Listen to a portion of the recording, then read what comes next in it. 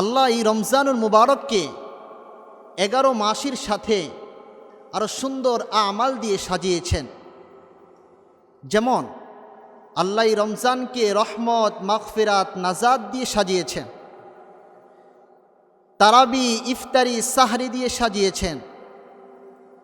রমজানুল মুবারকে একটা নফল একটা ফরজের সমান, একটা ফরজ 70টা ফরজের সমান, এই বিশেষত্ব দিয়ে রমজানুল মুবারককে আল্লাহ সাজিয়েছেন। প্যারা হাজরিন, অভিজ্ঞ ব্যবসায়ী তারা সিজনের সময় সিজনাল মাল দিয়ে দোকানকে সুন্দর করে সাজায়, যাতে করে ক্রেতারা এই মালের প্রতি আকৃষ্ট হয়ে কেনার জন্য উদ্বুদ্ধ হয়।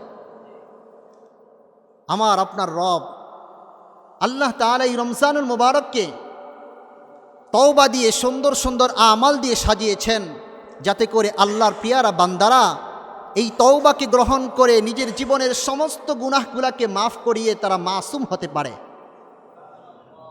এবং আমলগুলা করে আল্লাহ তাআলার প্রিয়র পাত্র হতে পারে। প্যারা হাজরিন, এই রমজানুল মুবারকের ব্যাপারে আল্লাহর নবী সাল্লাল্লাহু আলাইহি ওয়াসাল্লাম বলেন, আসসিয়ামু জুন্নাতুন, এই রোজা মানুষের জন্য ডাল স্বরূপ।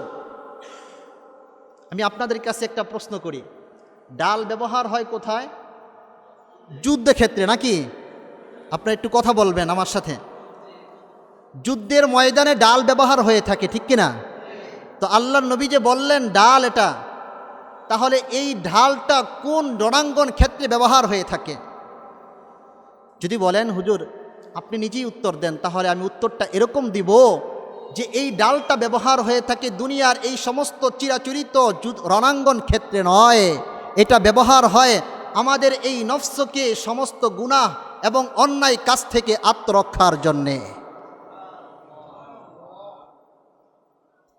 প্যারা হাজরিন, আল্লাহ নবী সাল্লাল্লাহু আলাইহি সাল্লাম এই হাদিসের সামনের অংশে বলছেন, ইদা কানা আহাদুকুম সাইমান, যখন তোমাদের মধ্যকার কোনো ব্যক্তি রোজা রাখবে, তখন তার এই রোজা তাকে ফালা ইয়ারফাস ওয়ালা ইয়াফস ওয়ালা ইয়াজহাল, তাকে বাজে কথায় লিপ্ত করবে না এবং বর্বরতার কাজে তাকে লিপ্ত করবে না।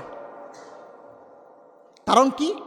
মুহাদ্দিসিনে কেরাম ব্যাখ্যা করেছেন যে রোজা রাখলে মানুষ স্বাভাবিকভাবে একটু দুর্বল হয়ে পড়ে, শারীরিকভাবে একটু দুর্বল থাকে, কথা বলতে ভালো লাগে না, উঠতে বসতে ভালো লাগে না, শুধু শুয়ে থাকতে মনে চায় আর ঘুম আসে।